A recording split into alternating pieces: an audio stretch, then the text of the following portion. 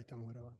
Bueno, entonces la idea de esta charla es, digamos, revisar todas las cuestiones que tengan que ver con blanqueo laboral, explicar de qué se trata, en qué consiste, qué ventajas tiene, qué beneficios tiene tanto para el empleador como para el trabajador. Ahora vamos a repasar todo. En el marco de una serie de reformas que se vienen, o sea, esto acompaña la reforma laboral, con un montón de cuestiones que también vamos a ver muy por arriba, porque la idea de hoy no es ver cuestiones, como decía recién, muy técnicas, sino más bien desde el punto de vista práctico, ver en qué nos puede servir, cómo lo podemos aplicar, qué cuestiones tenemos que tener en cuenta cuando tenemos que blanquear personal, qué implicancias tiene, qué efectos tiene con respecto a otras cuestiones como el ámbito impositivo, previsional y demás. Así que un poquito esa es la idea. Los que están acá, esto está en conjunto con un nuevo proyecto que arrancamos con Sole y parte del equipo, bueno, en general el equipo de Haberes, se llama Soy Empleador, así que lo vamos a compartir también por ahí, así que los que no se sumaron y que quieran recibir que puedan acceder al video y puedan ver más contenido que vamos a empezar a compartir vinculado a temas laborales, pero especialmente apuntado a empresas, a emprendedores, a empleadores, ¿sí? Bueno, que quieran saber un poquito más de, de lo que tienen que hacer y lo que no tienen que hacer, ¿no? A veces es más importante lo que no hay que hacer que lo que tiene que hacer. Así que bueno, vamos a hacerlo más extendido. Esto va a ser que lo habitual, estamos acostumbrados, que yo tengo acostumbrado a algunos por ahí, los que están acá, que es un poco más técnico. Así que la idea es hacerlo bien llano y que se entienda. Lo voy a abrir a preguntas a lo último, para los que tengan alguna duda puntual y demás. No vamos a ver, vuelvo a repetir, cuestiones muy técnicas, porque si bien las tenemos claras y demás, la idea es no aburrir y no meternos en cuestiones que por ahí a la mayoría de los que están acá en este ámbito no les va a ser demasiado útil. Así que bueno, les voy a compartir el material que les voy a mandar también después. Le vamos a mandar por mail a los que se hayan sumado a la charla. Y vuelvo a repetir, después la idea es que yo avance con la exposición y ni bien termine de ver las cuestiones más importantes, probablemente a algunos se les surjan preguntas disparadoras o casos, bueno, que vamos a ver. Yo igual voy a contar algunos casos. La idea es también a través de algunos casos disparar lo que las situaciones que se nos pueden dar, ¿no? En el blanqueo. No solamente contar qué se trata, sino bueno, en qué consiste y cómo aplicarlo. Bueno, el blanqueo laboral, ¿qué vamos a ver hoy? ¿Cuál es la idea? Bueno, ¿qué implica? Primero, ¿qué implica el blanqueo? ¿Qué es un blanqueo laboral? ¿Qué situaciones regularizables tenemos? ¿Qué podemos regularizar y qué no?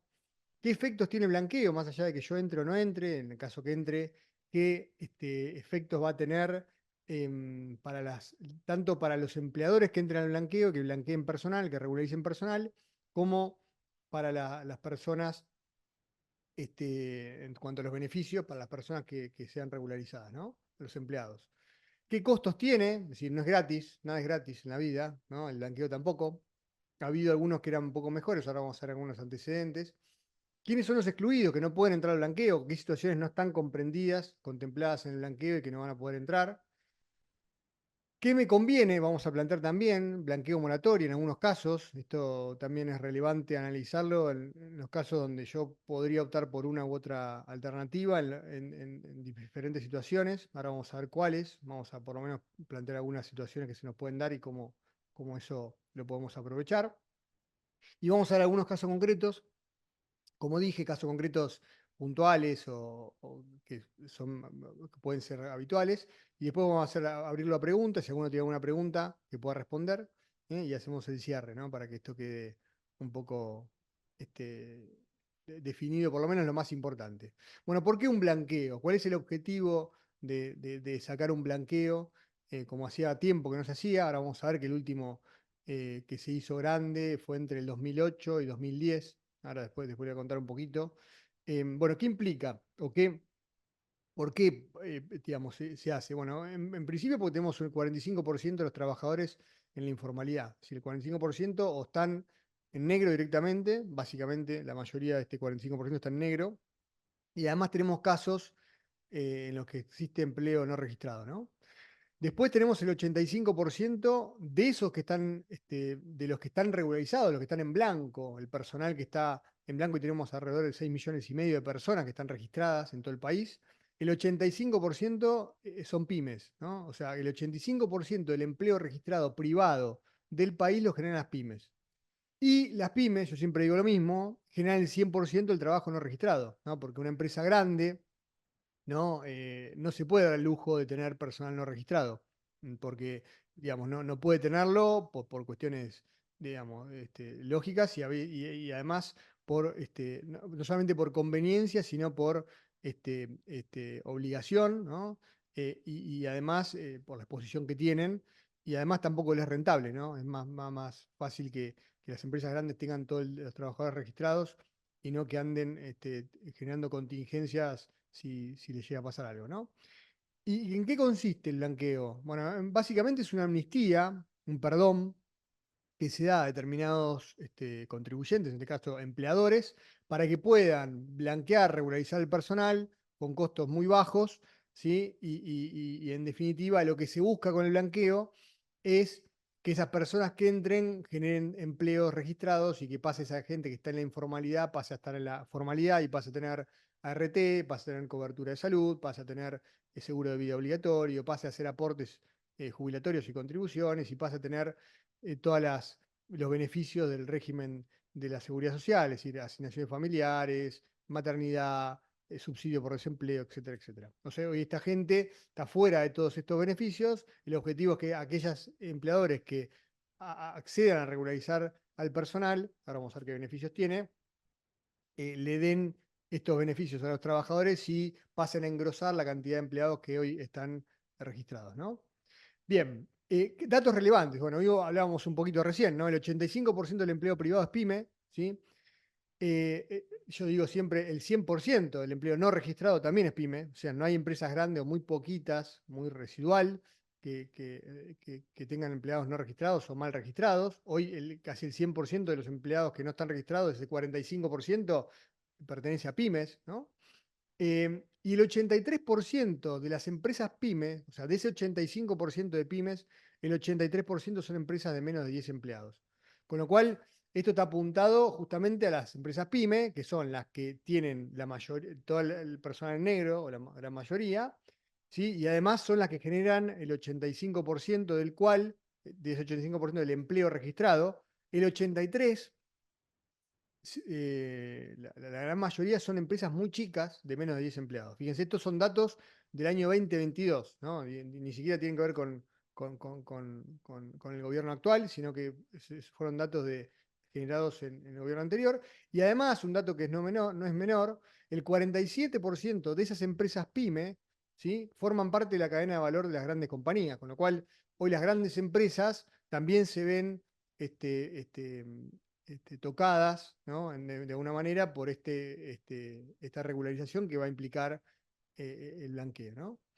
Bueno, esto, si lo vemos en datos, fíjense, las que tienen menos de 10 empleados son más del 80%, y el residual, el poquito que queda, se distribuye, pero fíjense, entre 10 y 50 empleados tenemos alrededor de un 13-15%. O sea que entre empresas de menos de 50 empleados tenemos más del 95%, o cerca del 95%, ¿sí? Del total de los empleados registrados activos actualmente, ¿sí?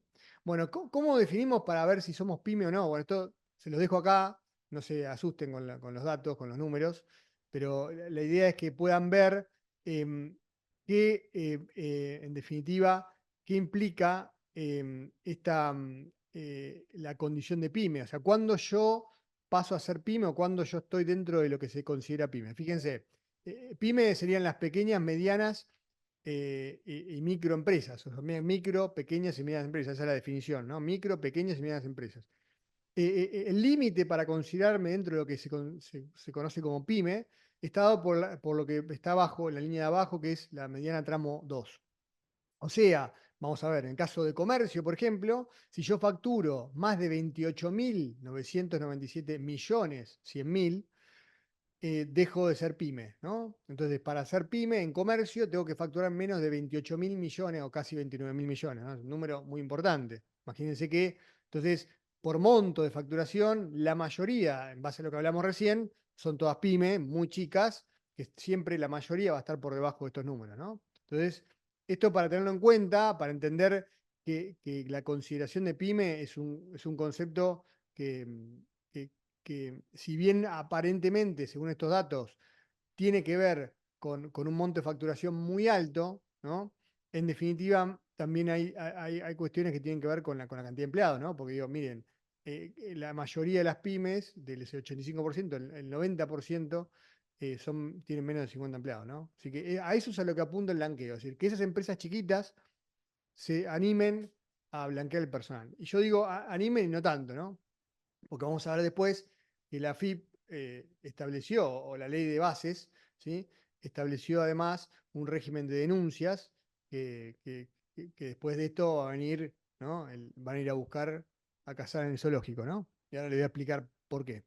Bueno, ¿qué antecedentes tenemos? Bueno, en el año 91, ¿no? Ahí pusimos el cassette, ¿no? Ya algunos no saben, ya nos olvidamos del cassette, pero ¿no? Bien que estábamos con la lapicera de la Vic, ¿no? Dando vueltas ahí para rebobinar, ¿eh? O para grabar, que tapábamos los agujeritos. Bueno, el 91 salió la Ley Nacional de Empleo, que es una que establecía un régimen de regularización, un blanqueo, una promoción de empleo, que duró un tiempito. Digamos, en principio es muy parecida a esta, porque duraba originalmente 90 días, después se extendió. Pero esta Ley Nacional de Empleo modificó un montón de cosas, entre ellas las multas, que vamos a ver ahora que se derogaron, ¿no? O sea que tenía cosas buenas, pero también cosas malas. Es decir, lo que hacía era a aquellos empleadores que no accedían a regularizar el personal, si eran denunciados, tenían que pagar unas multas altísimas, que son las que ahora se derogaron, que hacían que muchas pymes en el medio se hayan fundido, ¿no? Bien, en 2008 también hubo un blanqueo, ¿sí? Es el más parecido para mí a este, ¿no? Yo por lo menos lo padecí, lo sufrí, pues el blanqueo se extendió hasta 2010, fines del 2010. Fue bastante extenso, yo tuve que blanquear muchos casos y más o menos la metodología, por lo que veo, va a ser muy similar a esa. Y ese dentro de todo fue bastante exitoso, no obstante que, bueno, que esos niveles a los que se llegó de gente regularizada, bueno, no siguió incrementándose. En 2016, ¿qué pasó? Hubo blanqueo, en realidad hubo blanqueo de capitales. Eso a veces también, que haya un blanqueo de capitales, que la gente pueda blanquear fondos que tenga ocultos, puede hacer que también tengan que acompañarlo bueno, aprovechar para regularizar personal no registrado, ¿no? Pero bueno, en 2016 en realidad no era un blanqueo laboral, sino que era un blanqueo impositivo, un blanqueo de capitales, ¿sí? En el cual le permitió a muchas empresas acceder a poder blanquear de otras cosas, ¿no? Vamos a hablar después de esto, porque en realidad una de las cuestiones que tiene que ver con las que tiene que ver el blanqueo es que si yo blanqueo empleados que tenían negro, se entiende que estoy también facturando o declarando menos facturación, ¿no? Digo, mira, si yo tengo, ahora aparecen 10 empleados que lo tenía no registrados, me está ahorrando un montón de aportes y contribuciones, cargas sociales, y en definitiva, eso implica que también estaba ocultando venta, o por lo menos esa presunción podría tener el fisco, ¿no? Bueno, ¿qué pasó en 2018? En 2018 hubo un intento de blanqueo, un proyecto de ley. De hecho, yo siempre cuento que me había puesto a escribir un libro sobre las reformas laborales del 2018, después quedó casi en la nada, se reformaron cuestiones que tuvieron que ver con, con la ley con trabajo muy poquitas y con el régimen previsional, jubilación y demás. Pero lo que fue el blanqueo no salió finalmente y bueno, se perdió una oportunidad también ahí de acceder, ¿no? Y hoy tenemos el 2024 con la ley esta de bases, ¿no? Que propugna esto de la libertad y demás, y se está regulando un montón de cuestiones. Veamos que del 2008 al 2024, blanqueos laborales no hay tantos como blanqueos impositivos o de capitales, ¿no? Con lo cual hay que ver cuándo será el próximo y es muy probable que esto sea un punto de inflexión, ¿no? Porque va a haber muchas empresas que si no blanquean ahora, después se les va a complicar.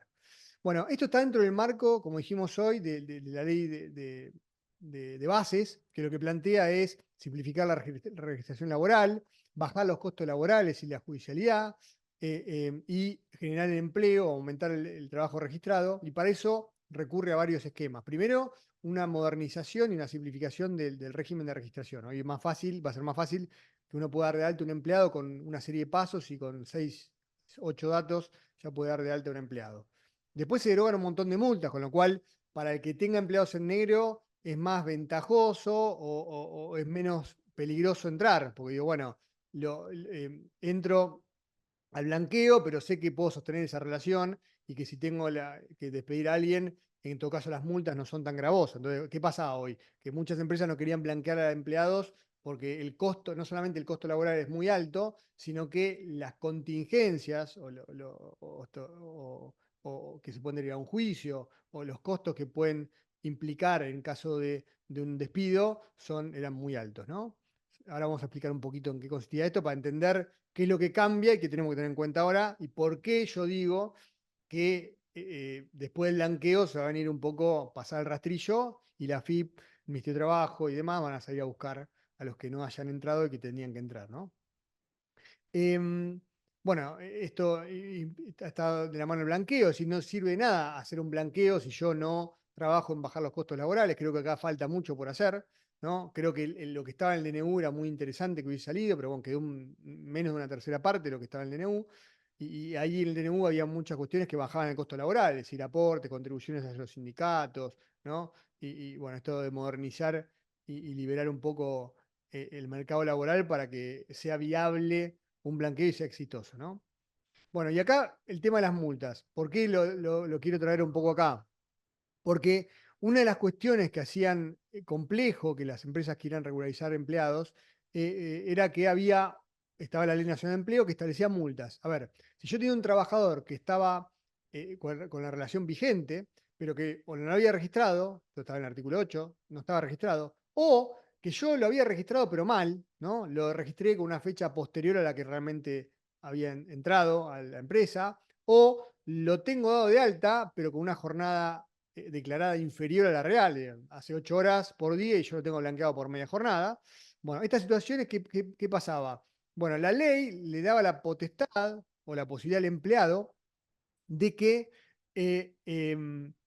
denuncie al empleador, ¿no?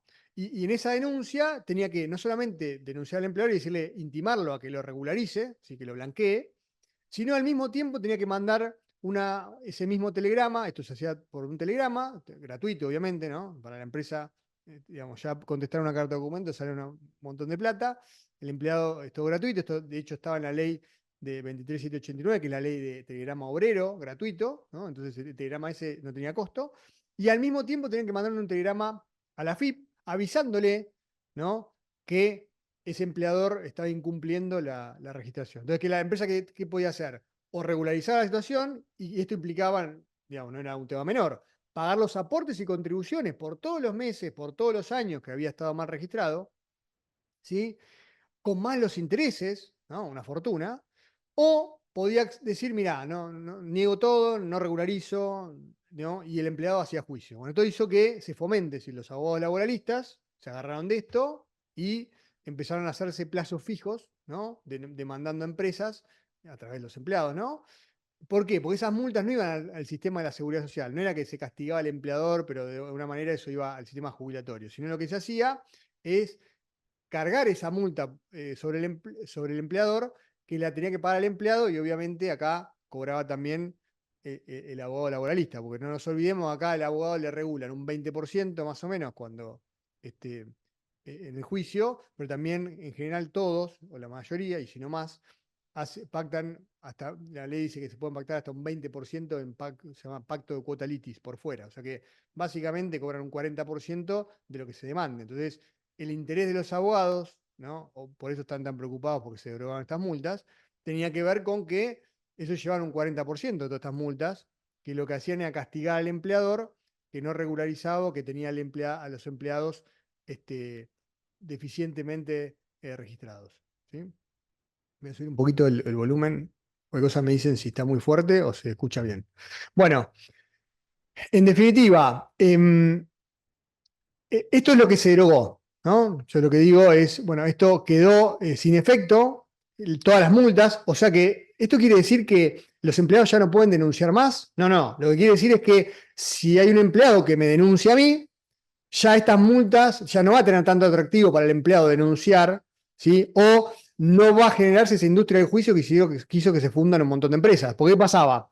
Si la empresa no accedía a regularizar, y esto por ahí a alguno de los que está acá le pasó, ¿Qué hacía? El empleado hacía juicio, si podía demostrar que había relación de dependencia, le iban a cobrar el 25% de todos los sueldos de todos los meses y todos los años, con más los intereses, ¿sí?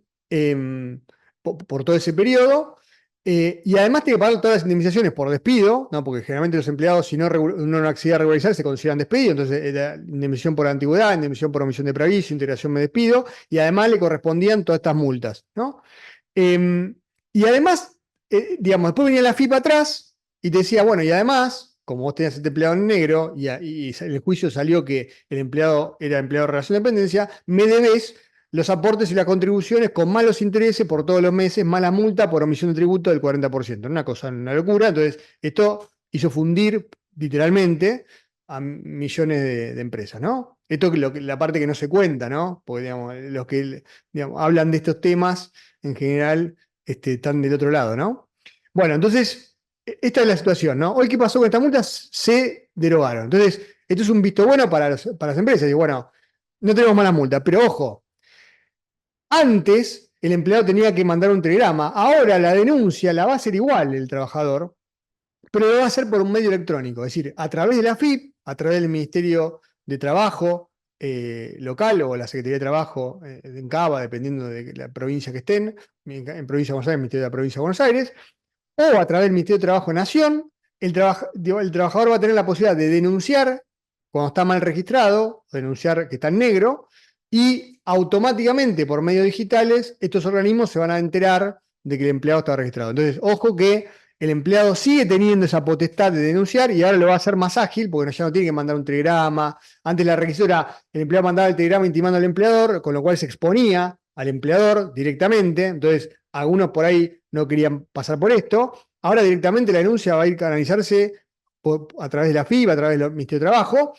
Y además tampoco tiene que mandar la carta, el telegrama a la FIP al mismo tiempo, porque si el empleado no cumplía con esos dos requisitos, se caía esta denuncia, ¿no? Ahora la denuncia va a ser todo digital. Entonces, antes teníamos los telegramas, ahora es todo vía web, ¿sí? ¿Y qué pasa? También vamos a tener las inspecciones. ¿Por qué?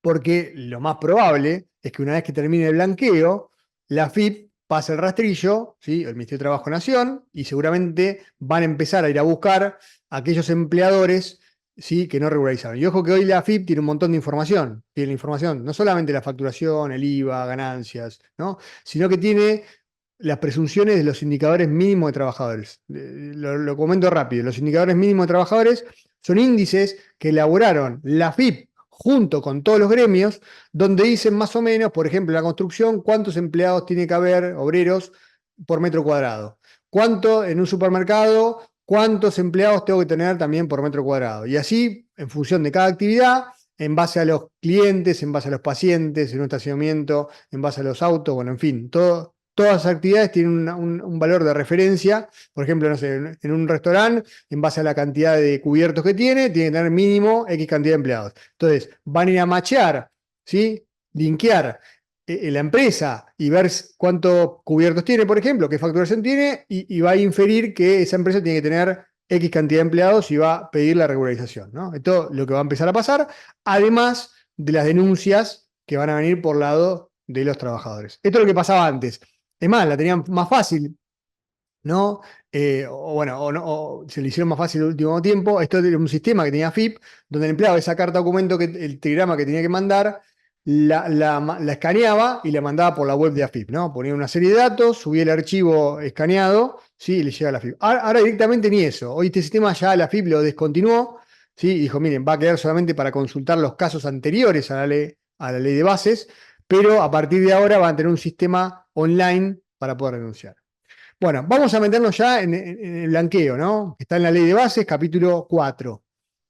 ¿Quiénes pueden regularizar? Todos los empleadores del sector privado pueden regularizar las relaciones laborales vigentes que hayan iniciado antes del 8 de julio, perdón, ahí está, sí, está bien. Sí, 8 de 9, no, esto está mal. Ahora lo vamos a cambiar. Del 8 de julio, no sé por qué puse 9, en realidad fue cuando salió la ley de bases, ¿no? Cuando salió la notificación. 8 de julio del 2024. Es decir, ahora después cuando les mando corregido eso. Es decir, las personas que tengan personal, no registrado al momento del dictado de la ley de bases, perdón, sí, está bien, después lo confirmo ese dato, porque ¿qué pasó? Salió la ley de bases el 8 de julio del 2024, ¿sí? Y lo que teníamos que esperar era la reglamentación, ¿sí? Entonces, ¿qué pasaba? Que la reglamentación no salió hasta el 8 de septiembre del 2024. Entonces, ¿cuál es la fecha que tenemos que tomar de base? Es la fecha del inicio de la reglamentación, que es el 8 de septiembre del 2024. Entonces, perdón. En este caso, si yo tengo personal no registrado antes del 8 de septiembre del 2024, lo voy a poder incluir en la regularización. ¿Se entiende? Ahora vamos a ver qué pasa con la fecha de julio, porque como la ley de base salió el 8 de julio, ¿no? En definitiva, lo que me permite a mí, ¿no? El sistema para regularizar en realidad estuvo vigente a partir del 30 de septiembre, o sea, hasta ahí no se podía regularizar. Entonces, la diferencia que tenemos es que hay deudas que vamos a poder incluir en un plan de pagos y va a tener una condonación de aportes y contribuciones e intereses, y hay una parte que no, es decir, lo que sea de agosto en adelante, ¿sí? No va a poder entrar en los planes, sino se van a tener que pagar al contado o van a tener que entrar en el plan normal de regularización, ¿sí? Bien, entonces, los empleadores del sector privado pueden regularizar relaciones laborales vigentes antes del 8 de septiembre del 2024. No van a entrar entonces las que se iniciaron después. Entonces, vamos a responder preguntas. Digo, si yo tengo un empleado que entró después del 10 de septiembre, ¿lo puedo meter? No, ya no se puede incorporar a la regularización. Y tienen que estar vigentes al momento de regularizar. Es decir, si yo al momento que voy a entrar al empleado, al blanqueo, el empleado no está o esa relación no está vigente, ya se terminó, no, se desvinculó antes, por el motivo que sea, no lo puedo ingresar. Entonces, ojo con eso, porque si ya el empleado renunció, lo despedimos, o hizo abandono de trabajo, lo que sea, no voy a poder meter esa relación dentro del blanqueo laboral, ¿no? Esto también es una pauta que tenemos que respetar, porque va a ser una condición que va a requerir el sistema, ¿no? ¿Y qué comprende? Tanto las relaciones que estén no registradas, trabajo totalmente en negro, como las que estén deficientemente registradas. Por ejemplo, esto que hablábamos al principio, yo tengo un empleado que lo di de alta con una fecha posterior a la real, ¿sí? O lo di de alta con una jornada inferior a la real, ¿no? O lo declaré con una remuneración por debajo o inferior a la que realmente cobra, ¿no? Digamos, le pago en blanco una parte, pero en negro le pago otra. Bueno, puedo regularizar esa parte que le pago en negro. Entonces acá ya vamos empezando a poner en blanco sobre negro, ¿no? Valga, ¿no? Que viene bien con el tema del blanqueo. ¿Qué cosas podríamos meter acá? Digo, tengo un empleado que, no sé, entró a trabajar en 2020, en medio de la pandemia, digo, bueno, necesitaba una persona, pero no lo pude regularizar porque lo que sea. Bueno, hoy, en 2024 lo puedo registrar con la fecha real, ¿no? Hoy, mira, no lo pude registrar en 2020, lo registré recién en 2022, ¿no? Pero como no quería pagar los aportes y contribuciones, no podía pagarlos, de 2022 para adelante está registrado adecuadamente, pero lo anterior, o sea, 2 años están en negro. Bueno, puedo regularizar eso, puedo meter esos años de 2020 a 2022, desde que inició la relación realmente, la relación laboral, hasta que yo lo tengo bien declarado. No, mirá, tengo un combo. Tengo al empleado que lo di de alta, en realidad entró en 2020, lo di de alta en 2022, pero encima cuando lo di de alta en 2022, el empleado hace jornada completa y lo tengo por media jornada. Bueno, podemos regularizar de 2020 a 2022 la relación completa, que estaba en negro, regularizarla toda, y por la parte de 2022 en adelante, que la tengo por media jornada, si quiero, puedo regularizar o blanquear, registrar la diferencia que le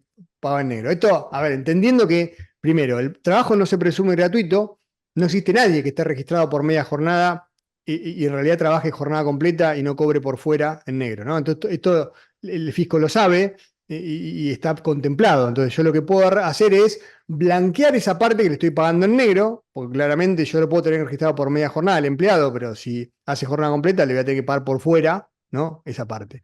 Sí, podría meter acá, por ejemplo, cosas que pague por afuera, bonos, horas extras, adicionales, sí. Bueno, esto nos permite sumar a esa declaración que hicimos oportunamente toda esta estos registros en negro o pagos en negro que se hayan hecho antes, ¿no? Es decir, condición, que que el empleado ya, la relación esté vigente, por un lado, al momento en que voy a hacer la regularización, y que sean relaciones laborales que hayan iniciado antes de septiembre del 2024.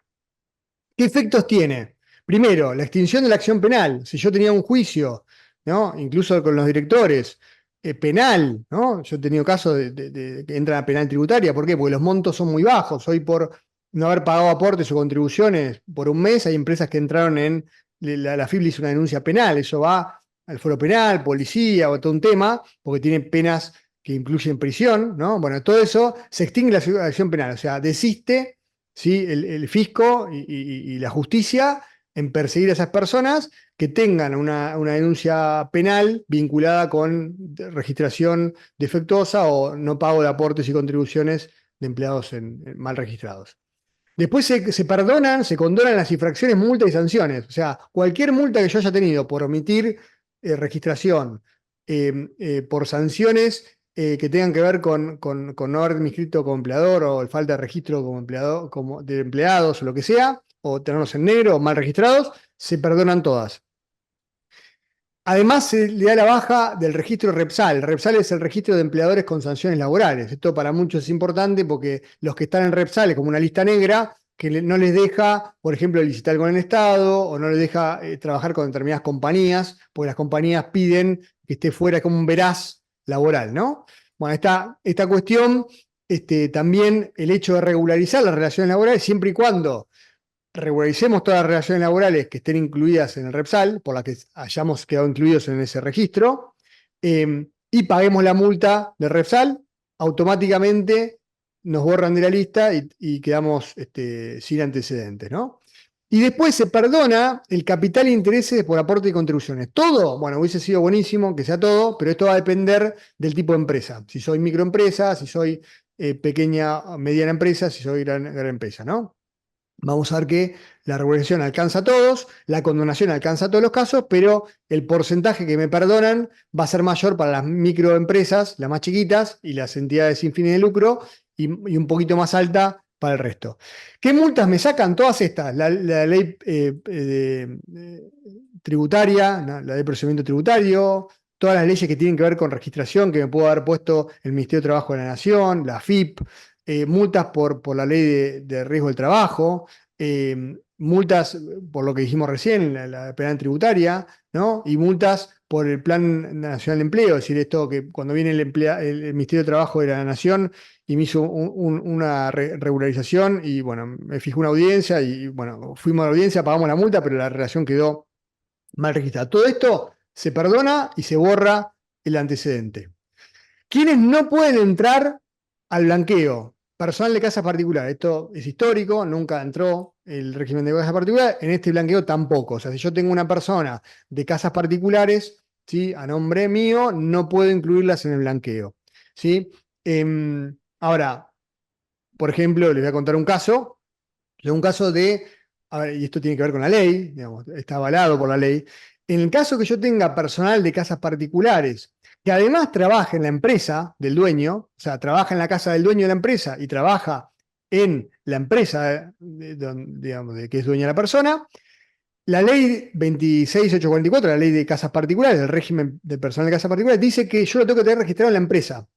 Yo siempre discutí esto porque dije, mira, en realidad, si la persona, por un lado, va a la casa personal, digamos, no hay un fin de lucro, y por otro lado va a la empresa, yo puedo distinguir las dos situaciones de distinta manera. Si se accidenta en la casa, no va a ser lo mismo que si le pasa algo en la empresa y tengo que tener la cobertura de riesgo y demás. Bueno, ahora, si yo tengo un caso, ¿no? Como pasa en muchas situaciones, donde tengo personal de casas particulares que va a mi casa, pero además está en la empresa, bueno, ojo que por ahí una posibilidad es pasarlo toda la empresa, ¿sí? Y que esa persona de casa particulares tenga el acceso a los beneficios que ahora vamos a ver y regularizamos la situación que por ahí estaba deficientemente registrada. ¿Por qué? Porque no la registré por lo que trabajaba en la empresa, porque no la registré ni siquiera por lo que estaba en mi casa o alguna de las dos cosas. ¿Qué más? No se incluyen aportes y contribuciones de algunos regímenes diferenciales, ¿no? Por ejemplo, este porcentaje que tiene que pagar la construcción, ¿no? El 5% que paga la industria de la construcción adicional, o en algunos casos como trabajadores agrarios y demás, eso no estaría incluido. No se incluye al sector público, ¿no? En la regularización. No se incluyen las relaciones iniciadas después del 8 de septiembre del 2024, como dijimos hoy. Tampoco se pueden incluir las relaciones que ya estén extinguidas, ¿sí? Al momento que voy a meter el blanqueo. Si yo hoy, 14 de octubre, quiero blanquear a alguien que me renunció ayer, no voy a poder hacerlo, ¿no?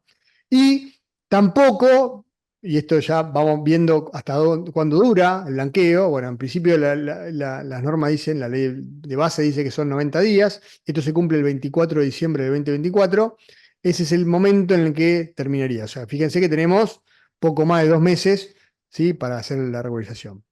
Bueno, vamos a ver algunas pautas, ¿no? que tenemos que nos pueden servir. Bueno, primero, ¿para qué nos sirve el blanqueo? Bueno, para poner en orden las relaciones laborales, ¿no? Es decir, bueno, todo lo que tengamos ahí medio dudoso, complicado, lo podemos, a un costo menor.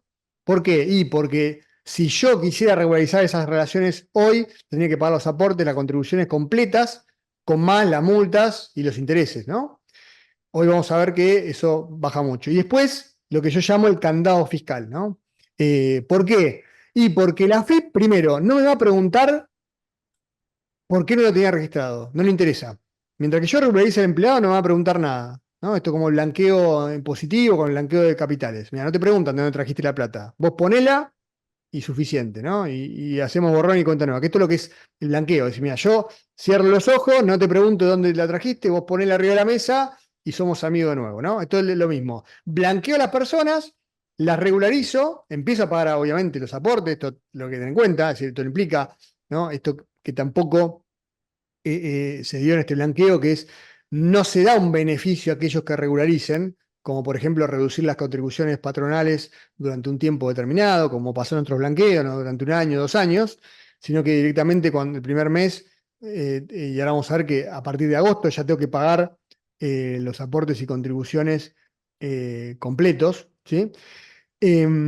Pero tenemos esta ventaja, ¿no? Que la AFIP me va a preguntar, y no solamente eso, no me va a fiscalizar, ¿sí? Ni a hacer inspecciones por esos periodos que yo regularicé. Porque yo dije hoy, digo, bueno, si yo regularicé empleados en negro, que los tenía en negro, es porque tengo un circuito marginal de ventas en negro que me permite pagarle el sueldo en negro, porque si no me cierran las cuentas, ¿no? Entonces, la AFIP sabe que si nosotros pusimos a 10 personas que teníamos en negro, la ponemos en blanco, a esas personas estábamos pagando por fuera del sistema y estamos evadiendo facturación. Entonces la FIP dice, mira, yo para atrás no te voy a joder, no te voy a pedir que vos me demuestres de dónde sacabas la plata para pagar a tus empleados en negro, ¿no? Ahora, ¿qué va a pasar de acá a futuro? Y bueno, tendremos que acompañar esa regularización laboral con un blanqueo o una regularización de la situación fiscal, ¿no? Y bueno, mira, tengo que demostrar en parte cómo hago para pagar el 931, ¿no? ¿Se entiende a lo que voy? Bien, algunas pautas. Se considera registración al hecho de dar alta temprana. Esto es interesante, es novedoso, porque antes yo tenía que hacer no solamente el alta, por ejemplo en el blanqueo de 2008, sino que tenía que ponerlo en el libro de sueldos. Y esto es un tema, porque por ejemplo en Provincia de Buenos Aires, que tenemos al gobierno provincial en contra de todo lo que diga el gobierno nacional, vamos a tener que pedir por favor para que nos regularicen el libro de sueldo. Bueno, esto no es necesario, porque ya el artículo 7 de la Ley Nacional de Empleo dice que solamente con dar el alta temprana se considera, con solamente dar el alta temprana se considera que el empleado está registrado, ¿sí? ¿Qué incluye? No solamente las que están en negro, sino las relaciones mal registradas. Esto que yo decía hoy, che, le pago una parte en negro, por lo que sea, no importa el motivo. Bueno, eso se puede prolijar, ¿no? Y esto lo que viene ahora, ¿no? Permiten prolijar situaciones irregulares que vengan de antes. Y no hay que explicar ni justificar las causas de las irregularidades, ¿no? Digo, no importa por qué teníamos a esas personas en negro, por cuánto tiempo, digamos, no hay que explicar nada. Entonces ahí tengo un cuadro de resumen que es, ¿qué situaciones puedo regularizar? Bueno, todas las relaciones laborales que no estén registradas o estén deficientemente registradas, ¿sí? O que estén por una fecha posterior a real o una remuneración inferior a real, o una combinación de ambas, ¿no? Yo siempre digo que si yo lo tenía por una jornada menor, en definitiva, eso implica un sueldo menor, ¿no? Che, ¿cuáles son los aportes y contribuciones que yo hoy tendría que pagar por empleado. Bueno, fíjense, ahí tienen un cuadrito, no quiero que se pongan a ver todas las leyes y normas, pero fíjense que yo, por empleado, pago de aportes un 17% y además hago contribuciones por un 24%. 17% sumando la obra social, ¿no? Y lo mismo el 24%, es un 18% de contribuciones a la seguridad social más un 6%. Bueno, todo esto es lo que se va a perdonar, ¿sí? Y no solamente eso, porque la reglamentación incluyó a obra social, que ahí está metida, y también a la RT. O sea que no solamente no me va a reclamar ni tengo que pagar obra social, sino que tampoco voy a pagar ART. Che, ¿y por qué porcentaje? Por el 100%. ART y obra social me lo perdonan por el 100%. O sea, no tengo que pagar nada de nada, ¿sí? ¿Por qué? Y primero que no tendría sentido, ¿no? Porque la obra social, en el momento que el empleado estaba en negro, no le dio cobertura, ¿no? Entonces sería ilógico que hoy la obra social me venga a reclamar que no le pagué la obra social por esos periodos cuando en realidad nunca lo atendió el empleado, ¿no? Lo mismo la RT. Es decir, yo no pude haber denunciado un siniestro de un empleado que tenía en negro, ¿no? Y obviamente la RT tampoco me lo iba a cubrir. Entonces, ¿qué sentido tiene que la RT me venga a reclamar por un empleado que estaba mal registrado, ¿no? Pero bueno, como por ejemplo, las RT y las sociedades también reclamaron, por ejemplo, los aportes y contribuciones de gente que estuvo suspendida durante la pandemia, o sea, que no podía accidentarse porque no estaba suspendida. Bueno, podemos esperar cualquier cosa de estos, ¿no?, organismos. Entonces, la ley, en este caso, en este caso la reglamentación, el decreto reglamentario fue claro y dijo, miren, ART y obra social lo perdonamos por el 100%, no hay que pagar nada. Bueno, ¿qué beneficios entonces tenemos como empleadores? ¿No? Primero me perdonan el capital e intereses de aportes y contribuciones. El porcentaje no va a ser menor al 70%, o sea, solamente voy a tener que pagar el 30%. ¿De qué? Bueno, vuelvo para atrás, de todo esto que vimos, o sea, todo esto queda perdonado, ¿sí? Tanto aportes como contribuciones, ¿no? No es nada despreciable, ¿no? Porque si sumamos todo, es un número bastante importante. Bien,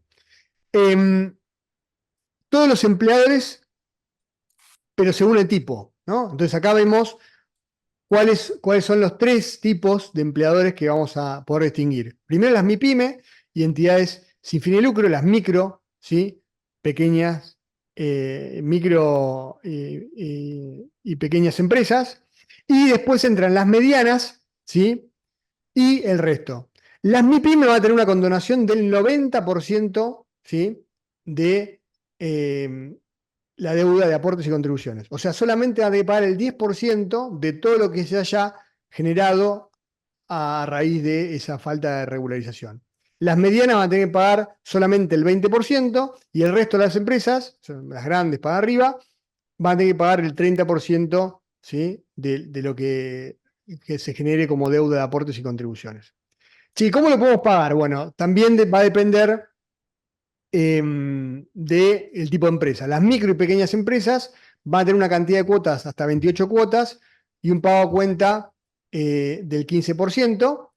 Y las medianas empresas, tramo 1 y tramo 2, hasta 16 cuotas y un 20% de pago a cuenta. Y el resto de los empleadores, 12 cuotas y un 25% de pago a cuenta. O sea, ese 30% o el 20% o el 10% que tenga que pagar, vamos a poner un caso. Yo tengo un empleado que lo tengo hace 10 años vamos a más o menos, 5 años sin registrar. Bueno, ¿qué hago? Tengo que declararlo, ahora vamos a ver cuáles son los pasos que tengo que dar. Exteriorizo eso, presento la declaración jurada, me va a generar una deuda, o sea, me van a perdonar, si soy microempresa, el 90% de todo lo que deba y solamente el 10% va a quedar como deuda. Todo ese 10% de todos los meses que haya declarado lo voy a meter en un plan y lo voy a poder pagar hasta en 28 cuotas con una pago a cuenta del 15%. Y así el resto de las situaciones, ¿no? Esto para graficar un poquito cómo sería. ¿Qué beneficios tienen los trabajadores? Bueno, al trabajador le van a computar hasta un máximo de 60 meses de servicios, ¿sí?, con aportes. Es decir, si yo tengo, o la menor cantidad según la regularización. Si yo tengo un empleado que lo registro y hace 2 años que trabaja conmigo en negro, bueno, lo regularizo por 2 años, bueno, a ese empleado le van a reconocer 2 años de aportes, ¿no? El día de mañana cuando se jubile va a tener 2 años más a lo que ya tenía o venía sumando. Ahora, si yo tengo un empleado que está hace 10 años trabajando conmigo, o 12, y lo regularizo ahora, si bien la regularización me va a contemplar todos esos periodos anteriores, ¿sí?, y no me va a pedir explicaciones y me va a perdonar toda la deuda y me va a condonar las multas, sanciones, intereses por la mayoría de esos periodos. es decir, por todos, con los porcentajes que vimos recién. En este caso, esos empleados que regularicé, no tengo que pagar la deuda, digamos, esa deuda en realidad que no tengo que pagar, de todas maneras le va a reconocer hasta 5 años de aportes, ¿sí? Es decir, si yo lo tuve por 10, 12 años, si bien la deuda la debo por los 12 años y tendré que pagar en base a los porcentajes que me determine en función del tipo de empresa, a ese empleado solamente le va a reconocer como máximo 5 periodos. Es decir, me condonan todo, me perdonan todo, pero al empleado los efectos de la jubilación reconocen 5 años, ¿sí? Independientemente, digamos, como máximo 5 años.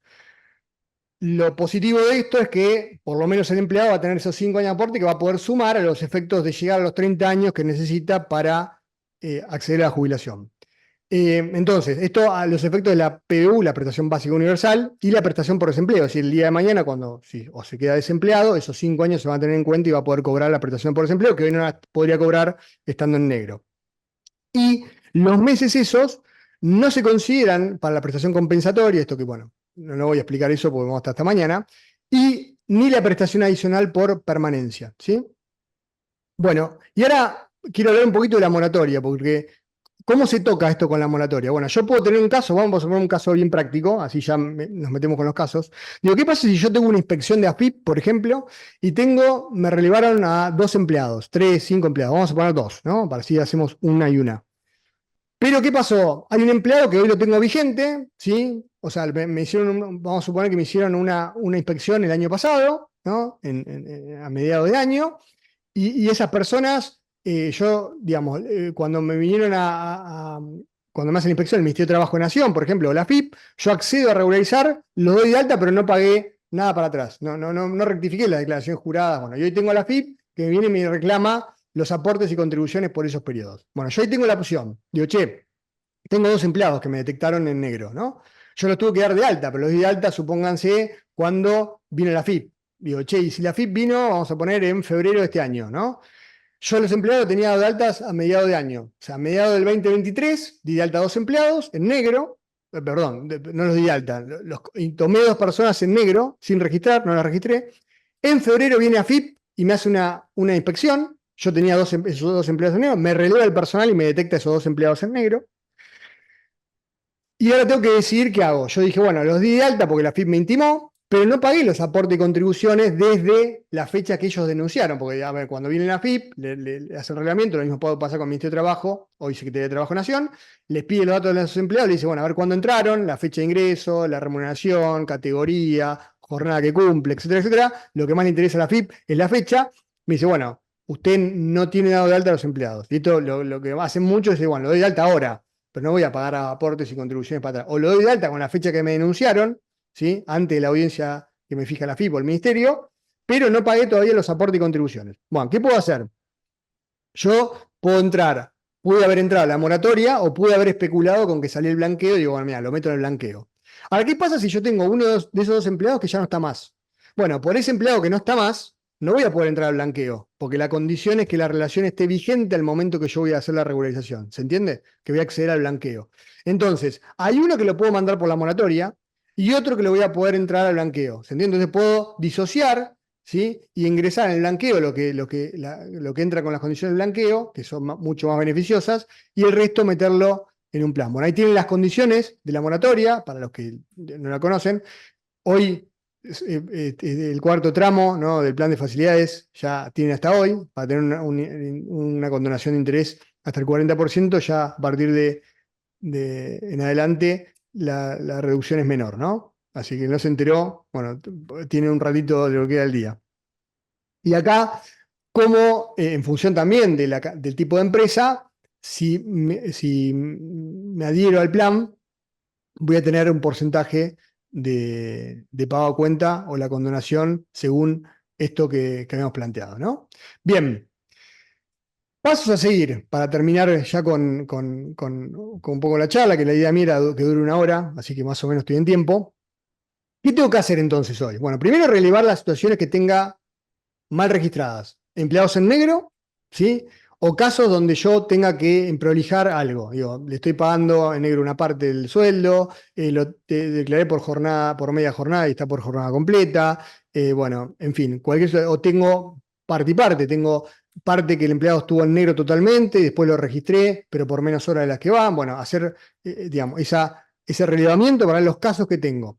Segundo, una vez que haya determinado y tenga esa información, registrarlos, ¿no? O sea, tengo que darlos de alta en AFIP, este es el paso que hay que dar, darlos de alta con un código específico, 701 al 703, dependiendo del tipo de empresa, y eso me va a permitir a mí que el sistema de AFIP reconozca que eso es una relación laboral regularizada y voy a acceder a la condonación y a todos los beneficios que vimos recién.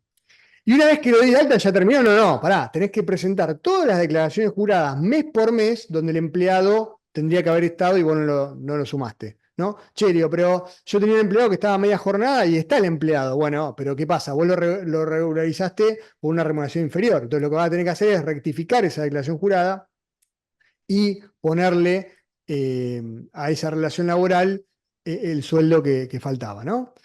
Y una vez que lo declaré, tengo que ir al pago, ¿no? Y acá lo que voy a hacer es ingresarlo con alguno de los métodos que vimos recién, teniendo en cuenta que si yo pago en efectivo, o sea, si pago en un pago, ¿no? Dentro del plan de pagos, tengo una reducción adicional del 50%. Vamos a pasar en limpio. Yo tengo una microempresa, tengo 2 empleados, una empresa chiquitita, tengo 2 empleados que están en negro, lo regularizo todo, relevo los datos, los registro a los empleados, doy el alta con los códigos estos, declaro todas las declaraciones juradas mes por mes del 931, determino la deuda y digo, che, mira, voy a pagar todo al contado en un pago, no entro en un plan, bueno, tengo una reducción del 50%, es decir, en vez de pagar el 10% de los intereses y aportes y contribuciones que deba, voy a pagar solamente el 5%, o sea, la mitad de lo que corresponda. ¿Se entiende? Entonces, estos son los pasos que tendríamos que seguir para